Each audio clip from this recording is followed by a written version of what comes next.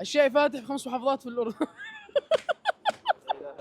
جاوب واربح 10 ليرات. احنا اليوم بإربد عند دوار القبة. شو معنى الأحد الأصفر بالإنجليزي؟ ممكن انه نقول صندي يلو، اشيائي، تطبيق اشيائي. 100% تطبيق أشيائي. الأسبوع الماضي عملنا حملة الأحد الأصفر كانت في الزرقاء. الأسبوع هذا وين راح تكون إن شاء الله؟ بتمنى انها تكون عندنا بإربد 100% راح تكون بإربد إن شاء الله. مبارك عليك 10 دنانير. تفضل. شكرا لك. الشاي فاتح بخمس محافظات في الأردن. نعم. الزرقاء ومادبة والعقبة وعمان وضايل محافظة خامسة. يعني محافظة توقع اربد.